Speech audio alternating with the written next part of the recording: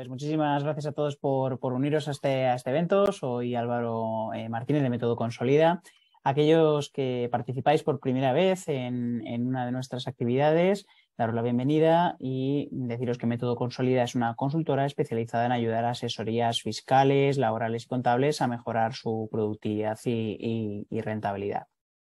Hoy vamos a hablar sobre cómo construir un sistema de métricas. Habitualmente, cuando tratamos de liderar el crecimiento y la organización de nuestra asesoría, básicamente lo que tenemos es un montón de inputs de información, sobre todo emocionales, de situaciones con los clientes, con el equipo, con los proyectos, que nos pueden hacer navegar en un mar de dudas sobre cuáles son las decisiones que son más correctas o más adecuadas y si estas decisiones nos están aproximando o no hacia nuestros objetivos empresariales, ¿no?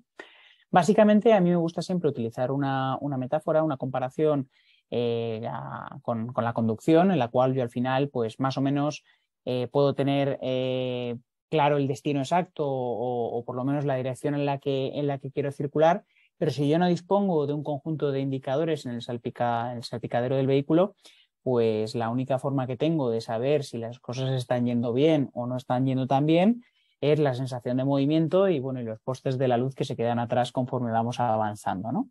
Esa visión del paisaje que me permite ver cómo voy evolucionando, ¿no? ¿Qué ocurre? Que si yo no dispongo de ese conjunto de indicadores en el salpicadero, me puede resultar mucho más complejo saber si voy a la velocidad adecuada para poder llegar a tiempo a mi destino, si la temperatura del motor es la óptima o se está sobrecalentando y si no aplico algún cambio en mi método de conducción puedo acabar quemando el vehículo, si me queda suficiente combustible o no. Todo este tipo de indicadores, más allá de esa sensación de movimiento, que por supuesto es imprescindible para poder desplazarnos y tomar las decisiones adecuadas en el camino, me van a ayudar a poder garantizar o aumentar la probabilidad de éxito que tenemos en ese camino, ¿no? Pues lo mismo con nuestras asesorías. Si mis únicos indicadores son la sensación de movimiento o la cuenta de explotación sin más, pues me va a resultar disculpad, mucho más complejo que si dispongo de un conjunto de indicadores como en ese salpicadero virtual del vehículo que me podrían ayudar a funcionar mucho mejor. Bueno, pues para construir un sistema de métricas lo que vamos a hacer es desarrollar una estructura de indicadores que va a tener un aspecto piramidal. Esa pirámide va a organizar jerárquicamente los indicadores desde lo que llamaremos la OMTM, en inglés de One Metric That Matters, como la única métrica que importa, que es aquella métrica que realmente me mantiene bien enfocado hacia la visión del negocio. Por lo tanto, la visión o estrategia que vaya a tener mi asesoría va a determinar en gran medida cuál es el indicador principal que vamos a utilizar. Dependiendo de este indicador principal, que debería ser una métrica lo más estructurada posible en cuanto a esa visión, en cuanto al alcance de mercado que yo quiero lograr y lo menos ligada posible a aspectos financieros, voy a tener que complementarla con esos 2 o 3 indicadores secundarios que ante una misma métrica principal voy a poder ver si efectivamente el indicador está en un estado de salud positivo para mi negocio, para mi asesoría, o si realmente voy a tener que tomar ciertas decisiones antes de que las cosas vayan a peor, ¿no?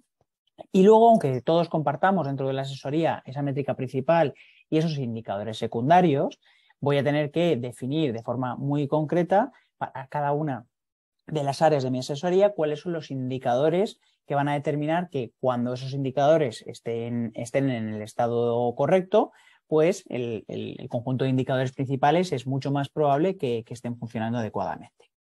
De forma que yo voy a tener ese faro, esa visión principal en la OMTM, o sea, en la métrica principal, y a partir de ahí voy a ir bajando paso a paso con el objetivo de que cualquier miembro que pertenezca a la organización tenga un conjunto de indicadores de los que acabe siendo responsable. ¿Con qué propósito? Con el propósito de facilitar que cada uno de los compañeros del equipo esté centrado, esté focalizado en el conjunto de palancas clave que determinarán que en el conjunto de toda la organización logremos ese propósito o ese objetivo común. Bueno, este es un ejemplo completo del sistema de métricas que nosotros proponemos dentro de la asesoría. Os voy a explicar cada uno de los indicadores paso a paso. Pero mi objetivo no es que copiéis y peguéis este indicador sin más, sino que basándonos en esta estructura que yo he explicado, nos podamos inspirar. ¿Para qué? Para poco a poco ir aterrizando un sistema que puede parecerse a este y que perfectamente copiándolo tal cual sería válido, pero que vaya lo más adecuadamente alineado a nuestra visión, o sea, al objetivo que tenemos y al modelo de negocio que queremos establecer. Si hay algún indicador que no se entiende, si hay alguna pregunta que pueda surgir por el camino, yo os invito a que a través del chat, a través de la función levantar la mano, a través de la función de preguntas y respuestas, lancéis vuestra pregunta y yo os la iré contestando. Si utilizáis la opción de levantar la mano, os podemos habilitar el micrófono para que podáis plantear vuestra cuestión directamente. Y si nos da vergüenza hablar, pues no pasa nada, que podemos utilizar el chat y la función de preguntas y respuestas y Eva o yo os leemos el contenido de la pregunta y la respondemos, ¿vale? Bueno, vamos a empezar por el indicador principal. Cuando yo voy a definir indicadores, tengo que tener claro que tienen que reunir un conjunto de requisitos imprescindibles estos indicadores para que me sean válidos, para que me funcionen como métrica. Lo primero que tenemos que entender es que hay dos formas de medir. Una es medir por resultado y otra es medir como progreso. Si yo utilizo indicadores de resultado, indicadores que al final lo que me miden es el resultado logrado después de un largo camino, la probabilidad de que yo me frustre a la hora de desarrollar estrategias que me permitan alcanzar esos objetivos es alta. Por ejemplo, la facturación.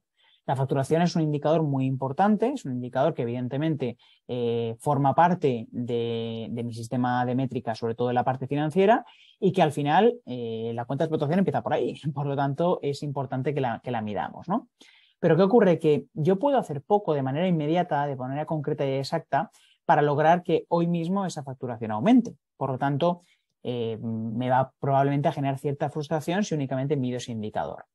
Pero yo, unido a ese indicador principal, puedo incorporar un conjunto de indicadores secundarios, indicadores de progreso, que me sea mucho más fácil actuar hoy, ahora en este mismo instante, sobre ellos mismos para que se acerquen o se aproximen hacia el objetivo o la visión que yo tengo de ellos y que eso contribuya a que las métricas de resultado logren ese propósito final, ¿no? Por lo tanto, yo voy a tener un conjunto de indicadores de progreso, me centraré sobre todo en esos indicadores de progreso que a la hora de cumplir con esos indicadores de progreso lograré los indicadores de resultado.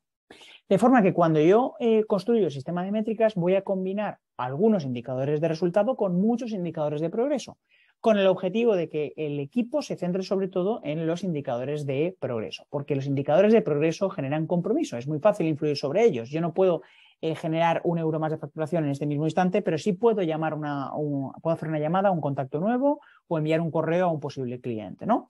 Por lo tanto, el conjunto de indicadores de progreso facilitan la adherencia a ese conjunto de estrategias que estemos desarrollando y me llevarán en el medio y largo plazo a conseguir que los indicadores de resultado se acaben logrando, ¿vale? Bien, por lo tanto, cuando yo me voy a centrar en ese indicador principal, en la métrica que vamos a tener arriba del todo el sistema, lo que me tengo que preguntar es, principalmente, ¿qué es aquello que si tengo en mayor cantidad, mi asesoría va a ir mejor? Acorde, evidentemente, a mi modelo de negocio, mi estrategia y mis objetivos. Dependiendo de la respuesta que proporcionemos a esa pregunta, un conjunto de indicadores van a ser más beneficiosos que otros dentro de un posible sistema de métricas que podamos desarrollar. En este caso, si mi objetivo fuese tener una asesoría con un volumen determinado y que tuviese una presencia relevante en cierto mercado, pues podría poner como indicador principal el número de clientes que tenemos activos con una cuota, es decir, la recurrencia, ¿no? Evidentemente, si mi modelo de asesoría fuese un tipo de asesoría centrado, por ejemplo, en proporcionar asesoramiento a extranjería, pues a lo mejor el número de clientes activos con cuota pues no sería el modelo más adecuado, ¿no? En este ejemplo hemos pensado en un modelo de asesoría que es el más habitual, en el cual lo que yo quiero es generar un crecimiento recurrente y me quiero centrar en un número de clientes concretos recurrentes, ¿no? A falta de un montón de indicadores más, obviamente, puedo presuponer que si mi asesoría tiene más número de clientes activos con cuota, estaré mejor que si tiene menos. Si tengo 1000 clientes activos con cuota, a falta de comprobar algunas cosas más, estaré mucho mejor que si tengo 10 clientes con cuota, ¿no? Este es el indicador principal. Este es el indicador que marca la visión que tiene mi negocio, mi asesoría.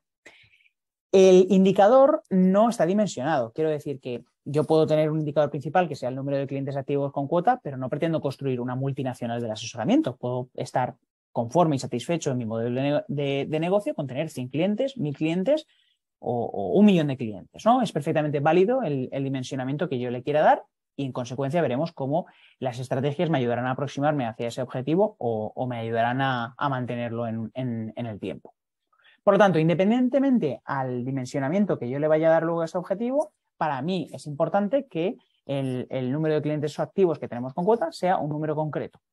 Ese número de clientes activos con cuota subirá si el conjunto de clientes que están pagando es mayor y bajará si el índice se da de baja, ¿no?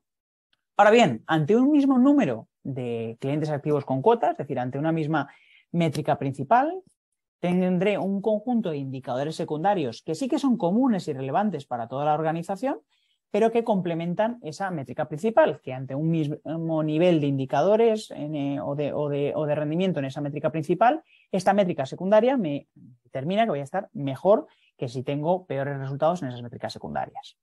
Bien, de estos indicadores secundarios, el que hemos puesto en primer lugar es el valor recurrente que tenemos en el negocio. Este conjunto de indicadores, que veis aquí como MRR, ARR o QRR, son indicadores muy conocidos en los modelos de negocio de las startups y en la nomenclatura de estas métricas. De hecho, si los buscáis en Google los veréis fácilmente. Y son las siglas de Monthly Recurrent Revenue, Annually Recurrent Revenue o Quarterly Recurrent Revenue, que son básicamente el importe recurrente mensual, el importe recurrente anual o el importe recurrente trimestral. ¿Cómo yo obtengo este dato? Sumando todas las cuotas de todos los clientes que me están pagando una cuota mensual. Imaginemos que mi número de clientes activos en cuota, es decir, las cuotas principales, son 2, ¿vale? Tengo 2 clientes que me pagan 2 cuotas. Bien, entonces el valor que tendría la métrica principal sería 2 y luego sumando las cuotas de los 2 clientes lograría obtener ese MRR, ARR o QRR, ¿no? Imaginemos que me pagan 100 euros al mes cada uno, pues 100 más 100, 200. Mi MRR es 200. Imaginemos que ahora tengo un cliente que me paga 100 al mes y un cliente que me paga una vez al año 1.000 euros, ¿vale?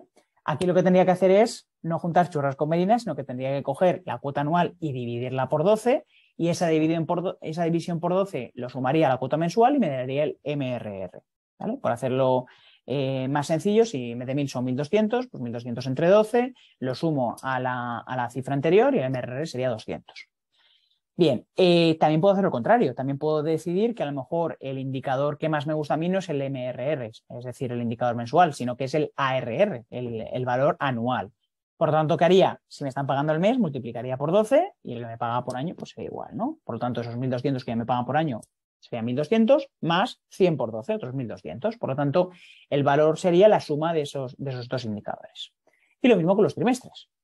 Al final lo que voy a hacer es adaptar todo ese conjunto de cuotas para tener un valor que me va a dar una información. Y esa información va a ser, ante un mismo número de clientes, cómo está comportándose el crecimiento del recurrente. Porque evidentemente no será lo mismo si yo desarrollo una estrategia de crecimiento de rotación, es decir, tener un alto volumen de clientes con un ticket bajo de esos clientes, porque entonces los objetivos y el dimensionamiento que le dará esa métrica principal será mucho mayor con menores cuotas, o si la estrategia que yo voy a desarrollar es de valor añadido, en la cual voy a tener menor número de clientes con una cuota mucho mayor por cada uno de esos clientes. Por eso yo ahora mismo solamente estoy definiendo lo que voy a medir. Posteriormente, cuando desarrolle las estrategias, marcaré el dimensionamiento de los objetivos. El segundo indicador que tenemos es el porcentaje de bajas. En un modelo recurrente, en un modelo también conocido como sticky o pegajoso, en el cual al final el éxito del negocio se encuentra en ir generando esa recurrencia y ese volumen de recurrencia, una de las claves más importantes para que esa recurrencia se dé es que al final no tengamos una cantidad de bajas demasiado alta. Si yo tengo que captar a 100 clientes todos los meses y pierdo a 99, pues mi crecimiento va a ser mucho más lento que si capto a 10 y no pierdo a ninguno. Y evidentemente los recursos que tendré que invertir en adquisición, en el coste de adquisición de cliente, serán mucho menores que si tengo que tener un gran músculo de captación porque también tengo una gran pérdida, ¿no? Por lo tanto, para mí es muy importante monitorizar que, además del número de clientes activos que tenemos con cuota, disponemos de suficiente valor recurrente, ya sea en mes, año o trimestre, y que el porcentaje de bajas se mantenga al mínimo. ¿Cómo calculo el porcentaje de bajas? Pues las bajas que he tenido en un periodo concreto entre el número total de clientes activos en cuota, ¿vale? Sobre la métrica principal. Bien, el siguiente elemento es la productividad. Aquí sí que voy a hacer un pequeño paréntesis y una ampliación, porque este es uno de los indicadores más importantes dentro de un modelo de negocio de asesoría. La productividad se define básicamente como la cantidad de personas que necesito en mi equipo para mantener un volumen de negocio determinado.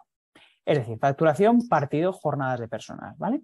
Y con jornadas de personal tenemos que contabilizarnos también a nosotros, aunque no tengamos un sueldo en régimen general, a aquellos colaboradores freelance, pero que al final estén cobrando una cantidad fija por desarrollar un trabajo, y por supuesto a todos los empleados que tengamos en régimen general, ¿no? Por lo tanto, para calcular la productividad, lo que voy a coger es la facturación y la voy a dividir entre las jornadas de personal. Bien, para que esta productividad sea sostenible en el largo plazo, tengo que asegurarme que el dato que estoy calculando aquí es el real. Quiero decir que si yo mantengo un volumen determinado de personas y tengo únicamente a 5 personas en plantilla, pero esas 5 personas trabajan 16 horas al día, no estoy teniendo realmente 5 personas, estoy teniendo 10, ¿no? Podemos debatir un poco cuándo consideramos la jornada completa, ¿no? Si cogemos las 8 horas estándar, si cogemos el convenio exacto, cada uno ya tiene que evaluar cuál es el valor que le va a dar a la jornada completa, ¿no? Pero por simplificarlo vamos a considerar que son 8 horas, ¿no? Por lo tanto, yo al final lo que debería es ajustar todas las jornadas del equipo a las horas que están trabajando. Si están a 8 horas, pues jornada completa. Si están a 4 horas, pues 0,5, ¿no? Y eso me va a dar ese indicador. La productividad, para que se mantenga sostenible en el tiempo, tengo que estar desarrollando un esfuerzo en el personal que sea sostenible en el tiempo, porque como decimos muchas veces, esto no se trata de un sprint, sino que se trata de una maratón. Al final, si el equipo va muy forzado constantemente y no llega un momento en el que yo estabilizo eso, el problema que tendré es que habrá alta rotación y eso lleva, pues, al final a que tengamos mayores dificultades para consolidar el sistema, mayor dependencia del propietario o propietarios, anclamiento en el autoempleo, etcétera, etcétera, etcétera. Por lo tanto, la productividad es un indicador muy importante porque me va a evaluar, por una parte, lo que son el rendimiento y el funcionamiento de mis estrategias comerciales, o sea, cómo estoy desarrollando yo las relaciones con los clientes, y por otra parte, lo que es el modelo productivo, el modelo operativo, ¿no? Para el incremento de la productividad por la vía operativa, siempre vamos a centrarnos en dos grandes líneas de trabajo, que esto ya lo hemos comentado en otros eventos y lo hemos desarrollado con mayor detalle en otras ocasiones, ¿no? Una es la optimización de los procesos, empezando por la implantación de una metodología ágil y continuando por la definición, estandarización y unificación de todos los procesos, que haya una única forma de hacer cada cosa, la que consideremos válida y óptima en ese momento, sin perjuicio de que podamos ir mejorando ese procedimiento constantemente. Y la automatización, que en su máximo exponente incluye la utilización de los robots, ¿no? La robotización de los procesos. Por lo tanto, la productividad la calcularemos de esa manera y es muy importante. ¿Por qué? Porque tengo que asegurarme que conforme crecen todo el resto de indicadores, este no empeora o decae, ¿no? Es muy habitual que conforme crece el número de clientes, conforme crece los ingresos rápidamente, empiece a aparecer el caos, porque pues hay procesos que no están bien definidos, los procesos no están estandarizados o unificados, hay muchos reprocesos, tenemos muchas fugas de pérdida de tiempo por cuestiones tecnológicas. Entonces, ¿qué ocurre? Que me doy cuenta como si va subiendo el número de clientes, va subiendo el número de ingresos, pero la productividad cada vez es peor, ¿no? ¿Qué ocurre? Que en ese caso se me van a disparar los costes de personal, la tensión probablemente estará por los aires y empezará a tener graves problemas para hacer que la cuenta de explotación alcance el resultado que necesitamos, ¿no? Por lo tanto, la productividad es muy importante. E insisto que la productividad me va a medir tanto lo que es el éxito o el funcionamiento o rendimiento del modelo comercial, del modelo de negocio, porque básicamente si le cobro el doble a los clientes por el mismo trabajo, mi productividad va a ser el doble, ya veremos si eso es posible o no. Y luego el modelo productivo, cómo yo estoy generando ese servicio para poder generar esos ingresos.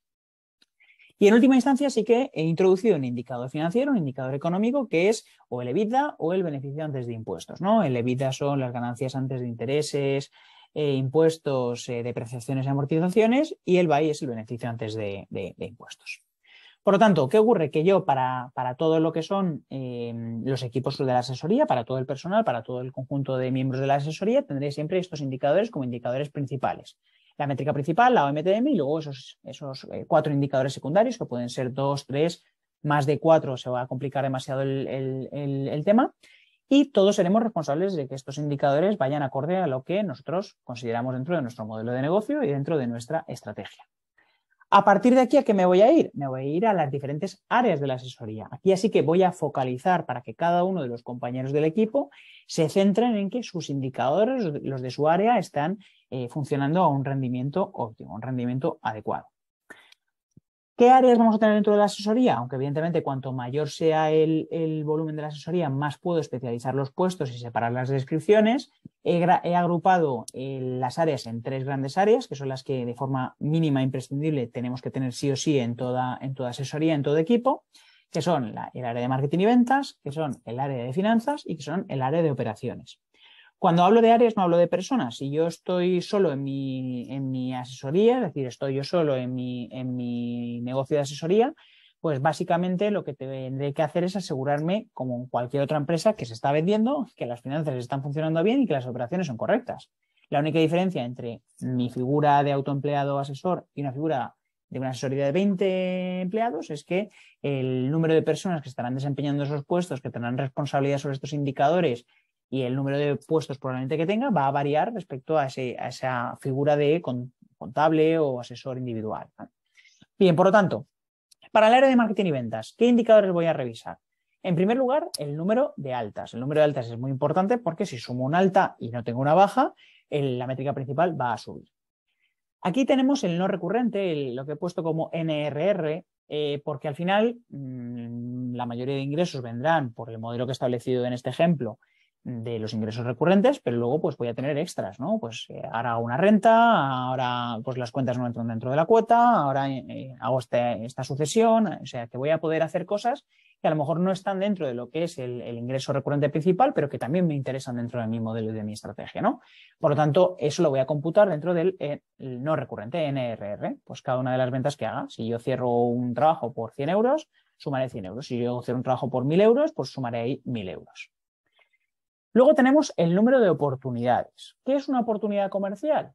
Pues cada una del conjunto de gestiones que vamos a desarrollar en torno a un potencial cliente para lograr cerrar una venta.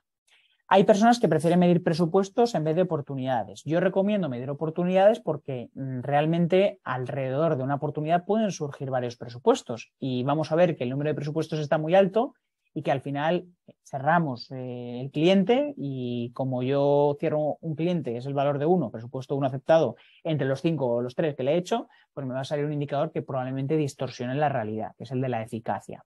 Por lo tanto, yo aconsejo medir oportunidades. ¿Cómo medimos la oportunidad? La mayoría de casos será un posible cliente una oportunidad, ¿no? Puede que en algún caso, si el proyecto es muy grande o la empresa es muy grande, pues pueda tener ante un mismo cliente varias oportunidades porque hay varios proyectos diferentes que se tratan con diferentes personas y que me interesa medir por separado, ¿no? Pero por simplificarlo, número de oportunidades es número de posibles negocios que pueda llegar a cerrar en un momento determinado. Ahora bien, dentro de la mayoría de procesos de venta, aquí sí que tenemos que adaptarnos al proceso de venta que vayamos a desarrollar. La acción de conversión más habitual es la reunión, ¿no? Esa reunión para tomar necesidades, o ya sea presencial, ya sea telefónica, ya sea por videoconferencia, en la que, bueno, pues vamos a escuchar al cliente, vamos a llevar a cabo ese proceso de entrevista comercial y vamos a tratar de cerrar la oportunidad o bien luego desarrollar ese presupuesto. Entonces, para mí es importante no solamente generar oportunidades, que yo la oportunidad me la puedo generar instantáneamente porque me la invento, digo, pues me gustaría venderle a este cliente. Bueno, pues puede que ahí haya una oportunidad.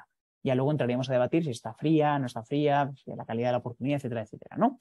Pero bueno, básicamente la oportunidad la puede empezar rápidamente, pero la calidad de ese conjunto de oportunidades en gran medida puede venir determinada por el número de reuniones que logre conseguir. ¿Por qué? Porque es mucho más probable que yo cierre un cliente si me llego a reunir con él que si ni siquiera me reúno con él, ¿no? Por lo tanto, también vamos a monitorizar el número de reuniones. Ahora bien, las ventas son un equilibrio entre cantidad y calidad. Si tengo mucha cantidad pero no tengo calidad, perderé mucho tiempo y no cerraré nada. Si tengo mucha calidad pero no tengo cantidad, lo cerraré todo pero no llegaré al objetivo que tengo que tener, ¿no? Por lo tanto, para mí es muy importante supervisar también y medir la eficacia. La eficacia me mide el número de clientes que cierro respecto, en mi caso particular, lo hacemos a través de las reuniones. Podemos hacerlo también a través de las oportunidades o a través de los leads. Pero básicamente busco un indicador que me relacione la cantidad de éxito que yo tengo respecto a la cantidad de trabajo que hago. Y en última instancia, los leads. La definición de leads también puede venir determinada en gran parte por el proceso comercial, el embudo comercial o el embudo de marketing que estemos desarrollando, pero bueno, básicamente un lead no es más que un potencial contacto que me va a generar una o varias oportunidades y normalmente viene generado más por las actividades puras y duras de marketing, ¿no? Aunque la parte de ventas también podría llegar a generar ese resultado igualmente, ¿no? De hecho, fijaros que englobo marketing y ventas en una misma categoría, aunque a lo mejor dentro de la asesoría tengamos una agencia de marketing contratada para que desarrolle ese trabajo. Luego pasaremos a la parte de finanzas, ¿vale? La parte de finanzas sí que voy a tener los clásicos indicadores más habituales que solemos utilizar para monitorizar la salud de un negocio, ¿no? La facturación, por supuesto, y bueno, la solvencia y endeudamiento, que son dos ratios de balance bastante conocidos, pero luego sí que solemos recomendar estos 2 o 3 que veis aquí también, ¿vale? Uno es el cash flow que es básicamente el comportamiento del flujo de tesorería que está teniendo el negocio. Este es especialmente importante si nuestro modelo de crecimiento es un modelo de crecimiento agresivo, es un modelo de crecimiento que va a invertir considerables recursos en desarrollar o nuevos clientes o nuevas líneas de negocio o crecimiento comercial, y es importante medirlo porque al final ya sabemos que es la gasolina. Los impagados, el número de impagados, que puede calcularse tanto en número absoluto como en valor relativo, para asegurarme que, oye, pues no se me está descuajeringando un poco la salud financiera de mi propia cartera. Y luego el desvío del forecast. Si no hacéis forecast, ¿vale? El forecast no es más que la previsión y la comparación entre lo que he previsto y lo que está pasando. Aconsejo que lo hagáis, porque eso va a facilitar mucho el estar anclado a un sistema mucho más detallado de la evolución financiera del negocio y del cumplimiento de las hipótesis que hemos tenido cuando hemos creado nuestro modelo o nuestro plan de negocio. Bueno, más allá de los financieros, que seguramente serán los que mejor conozcáis, nos vamos a meter en los de las operaciones. Bien, en las operaciones, bueno, una aclaración anterior es que productividad no es lo mismo que rentabilidad. La productividad es un indicador global que me va a relacionar los ingresos con el personal que necesito para mantener ese volumen de ingresos, y la rentabilidad, que va a depender de varios criterios inductores. Básicamente, en nuestro caso lo que hacemos es diferenciar este indicador cogiendo el ingreso y quitándole el coste. El coste normalmente es las horas dedicadas por el personal de forma directa a ese proyecto, a ese cliente, por el coste hora ajustado. El coste hora ajustado no es lo que cobra la persona, ni tampoco es el coste empresa, sino que es un porcentaje de ese coste empresa incrementado sobre la dedicación real, acorde a la carga que tengan los proyectos directos sobre los indirectos, ¿no? Esto que he resumido en una frase muy sencilla tiene mucha amiga, pero bueno, no vamos a entrar en ella hoy, lo trataremos en otros posibles eventos o actividades que hagamos. Pero básicamente la rentabilidad es el ingreso menos el coste, que puede ser valor absoluto, ingreso menos coste, o valor relativo, ingreso menos coste, dividido entre las horas dedicadas a cada proyecto, ¿no? Y la productividad es el indicador que hemos definido anteriormente, ¿vale? Este es importante diferenciarlo. Bueno, para la parte operativa, sí que voy a tener un conjunto de indicadores que pueden ser fáciles de obtener sin una metodología organizativa, pero para tener mayor nivel de detalle en cuanto a indicadores de progreso y a nivel operativo, sí que es imprescindible tener algún tipo de metodología implementada a nivel de organización de tareas, a nivel de organización del trabajo y demás, ¿vale? En nuestro caso, por ejemplo, vamos a poner los indicadores que tiene la metodología Scrum para asesorías, que es la que nosotros desarrollamos en los clientes y los proyectos. Bien, en primer lugar, lo he dividido en 2 partes: fiscal y laboral. Podría añadirse la parte de sucesiones, podría añadirse la parte de jurídico, podría añadirse la parte que consideremos. Bien, en el número de clientes lo vamos a desglosar, esa métrica principal que teníamos antes, en función de los que tenemos en fiscal y en laboral, ¿no? Para saber un poco cuál es el crecimiento que tenemos en cada una de las partes o de las patas de la asesoría. En segundo lugar, en este caso, bueno, está puesto el QRR como ingreso trimestral, pero podría ponerse aquí lo mismo, MRR o ARR. En el caso laboral, si yo tengo cuota fija, sí que podría utilizar también el MRR o el QRR. En muchos casos, el modelo de negocio habitual es facturar únicamente las nóminas. Por lo tanto, aquí podríamos, en lugar de medir el MRR o el QRR, aunque luego se vaya a traducir en facturación, medir el número de nóminas que se han generado en un periodo concreto. La productividad dividida por cada área, o sea, ingresos de fiscal entre el personal de fiscal, ingresos de laboral entre el personal de laboral. Y el Net Promoter Score. El Net Promoter Score es una encuesta de satisfacción que pasamos trimestralmente a los clientes y donde le preguntamos del 0 al 10 cuánto recomendarían a otro empresario trabajar con nuestra asesoría. Esos indicadores, que normalmente suelen ser indicadores globales dentro del área y que normalmente ponemos a los coordinadores dentro de la misma, luego tienen los de equipo. ¿Vale? A nivel de equipo, ¿qué vamos a medir? El nivel de reporte, es decir, cuánto de la jornada está imputado a proyectos, el nivel de rendimiento, cuánto en el caso de la metodología Agile Scrum para asesorías, cuánto de la planificación se ha logrado cumplir con hecho, alcanzando la definición que hemos hecho para cada una de las tareas, cuál es el grado de resolución eficacia de los asuntos que van entrando a lo largo del mes, cuánto desvío hay entre lo que es la parte predecible o impredecible, cuál es la productividad que estamos teniendo, que aunque la estamos midiendo arriba para los coordinadores, también la mediremos para el equipo, cuál es la rentabilidad, es decir, cuáles son los indicadores de rentabilidad que tiene cada uno de los técnicos. En nuestro caso, por ejemplo, para obtener ese valor de rentabilidad, lo que hacemos es sacar todas las rentabilidades de todos los proyectos en los que cada técnico ha intervenido por lo menos un 20% del nivel de carga de ese proyecto. Lo calculamos la media por hora, o sea, sería una rentabilidad relativa, y lo que hacemos es sacar una media acotada de ese indicador. Normalmente, acorde a la campana de Gauss, un 80% de los datos. Y en última instancia, también el Net Promoter Score. Esto es un conjunto de indicadores que nos podrían ayudar a medir operativamente el trabajo del equipo técnico, ¿no? Y es mucho más próximo a la realidad que medir únicamente asientos contables, facturas o nóminas, ¿no? Porque bien sabemos que al final dos nóminas pueden ser iguales en un apunte en el ordenador, pero la realidad está en que pues hay muchos factores adicionales como el número de llamadas que da el cliente, las explicaciones que damos por correo electrónico, las reuniones que tenemos que tener, que pueden variar considerablemente el nivel de carga o rentabilidad tanto de una nómina como de la otra. Muy bien, pues ¿cómo podemos monitorizar todo esto? Pues, por ejemplo, aquí tenéis una plantillita montada en Excel en la cual yo voy a tener 3 bloques. El primer bloque es para poner el valor que tenemos en un momento determinado. Pues yo para el nivel de reporte pongo esto, para el rendimiento esto. Es decir, que aquí vamos metiendo en Excel para el mes de enero el valor. Y aquí abajo en el segundo bloque tenemos los objetivos. Aquí ponemos los objetivos que tenemos para cada uno de estos indicadores. Y en el bloque del medio lo que vamos a tener es el rendimiento que estamos obteniendo. Si la proporción es directa, es decir, que A más divido el de arriba por el de abajo, y si es inversa, de A más menos, pues al revés, el de abajo entre el de arriba, ¿no? Directa es cuanto más mejor, inversa es cuanto más peor, ¿no? La facturación cuanto más mejor directa, las bajas cuanto más peor indirecta, ¿no? Bien, ¿cómo esto luego lo aterrizamos en la práctica? ¿Cómo logramos que los equipos se alineen a este conjunto de indicadores y que la gente realmente utilice esto de forma práctica en el día a día? Bueno, pues para todo aquello que yo quiera mejorar o mantener o controlar, le voy a poner un indicador, una métrica. Sobre esas métricas marcaremos objetivos y llevaremos a cabo ese dimensionamiento. Y el dimensionamiento será diferente si mi visión es construir un tipo de asesoría que tenga un alto crecimiento y que sea de rotación, que si es un tipo de asesoría con un crecimiento mediano pero de valor añadido, que si es X, que si es Y, que si es Z. O sea, cada uno determinará cuál es su modelo de negocio, cuál es su visión y cuál es su plan de negocio. Pero, acorde a esos 3 elementos, diseñaremos nuestro dimensionamiento de objetivos. Los objetivos al final no deben ser como un horario de tren o una aguja del reloj que me tienen que marcar a dónde tengo que llegar exactamente. Son una visión, un conjunto de elementos que me van a focalizar o alinear hacia ese camino y que voy a utilizar para desarrollar el conjunto de estrategias que me permitirán acercarme o aproximarme hacia esos objetivos.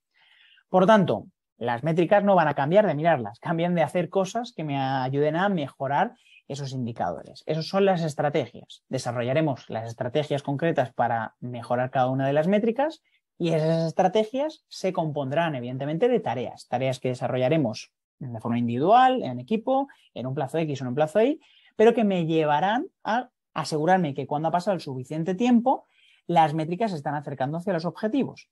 Si las métricas se están acercando hacia los objetivos, las estrategias están funcionando, las mantengo. Si las métricas no se están acercando a los objetivos, pueden estar pasando 2 cosas. O las estrategias no funcionan y hay que ajustarlas, adaptarlas o reinventarlas, o bien no han optado al tiempo de maduración suficiente para que proporcionen resultados, ¿no? Y en tal caso me tengo que preguntar si puedo soportar el tiempo de maduración necesario para que esas métricas me aproximen a los objetivos o si necesito buscar otras estrategias que me ayuden a conseguir un objetivo antes de esa fecha. Esto es el ciclo gerencial, es un proceso mental que tenemos que inculcar en todos los miembros del equipo y en todos los miembros de la organización que nos ayuden a conseguir que no solamente nosotros como directores generales o CEOs de la compañía estemos pensando en todo lo que hay que mejorar, ¿no? Sino que cada uno de los miembros del equipo es responsable de conseguir que su parcelita esté en común y contribuir en la medida de lo posible a que las métricas comunes, o sea, las principales, vayan también acorde a lo que necesitamos como equipo para que se cumpla esa visión. ¿Cómo encontramos las estrategias? Pues aplicando el método científico. Y el método científico no es más que aprender a diferenciar entre causa y efecto, profundizando entre los efectos que nos encontramos en cada una de las situaciones, en gran parte los datos que tenemos en las métricas, y que a través de profundizar con el método de los 7 porqués en cada uno de los elementos que nos encontramos, logremos ir a las causas últimas. Es una tarea que no es fácil porque muchas veces cada efecto se convierte en causa de nuevo efecto y generamos ahí un bucle que es muy difícil saber qué fue antes, ¿no? Si el huevo o la gallina. Pero desde luego que las estrategias que desarrollemos profundizando en los porqués de esos indicadores me ayudarán a desarrollar estrategias mucho más solventes y duraderas que si me quedo en los efectos primarios, ¿no? En la cabecita del iceberg, en vez de profundizar en estos indicadores. Bueno, pues todo esto, evidentemente, para poder monitorizarlo, como veis, no es necesaria ningún tipo de software o tecnología, porque lo que estamos hablando es de un sistema de trabajo, no de un software o una aplicación concreta. Evidentemente, si en lugar de POSIX o Excel, pues tengo un sistema de información, algún tipo de RP, algún tipo de solución, algún tipo de aplicación que me permita con mayor facilidad obtener todos estos datos, pues mantenerlos, supervisarlos y tenerlos en cuenta o analizar sobre ellos con trazabilidad va a ser mucho más sencillo y rápido que si tengo que ir a un sistema tradicional. Pero no es excusa el no tener recursos para optar a un software determinado o una solución. Aparte de porque hay soluciones muy económicas en el mercado que me pueden facilitar el obtener todo esto, la realidad está en que podría llegar a construirlo con POSIX, ¿no? Pero evidentemente, pues cuando utilizo tecnología, a mí es mucho más fácil poder generar toda esta información. Bueno, pues hasta aquí el contenido de hoy. Espero que, aunque haya tenido que pasar por algunos indicadores un poco por encima, sobre todo por los operativos, porque si no se utiliza la metodología es difícil entender cómo generarlos, espero que haya servido de inspiración para que podáis crear vuestro propio sistema de indicadores y que de forma práctica podáis implementarlo dentro de vuestros equipos y en la medida de lo posible que empiecen a desarrollar ese ciclo gerencial y ese método científico. Bueno, no sé si alguien quiere hacer alguna pregunta, hacer algún comentario. Es el momento ahora de utilizar la función de preguntas y respuestas, levantar la mano o escribir por el chat. A ver si se nos anima alguien a hacer alguna pregunta. ¿Tú tienes alguna pregunta, Eva? ¿Quieres hacer alguna pregunta, algún comentario? No, pues la verdad es que como siempre me ha parecido muy interesante toda la info que nos das. Y no sé cómo los asistentes no se animan. A lo mejor es que no saben hacer. Tenemos que pinchar en el chat o bien en preguntas y respuestas, ¿no? Y entonces os podremos habilitar para poder hablar o. Pues bueno, yo creo que nadie se anima, Álvaro. Bueno, pues en todo caso, agradeceros vuestra asistencia y el tiempo dedicado y recordad que podéis contar con nosotros para tratar de implementar esto en vuestra asesoría o para poder solucionaros cualquier otra duda adicional o inquietud que tengáis. Muchísimas gracias y hasta la próxima. Un abrazo.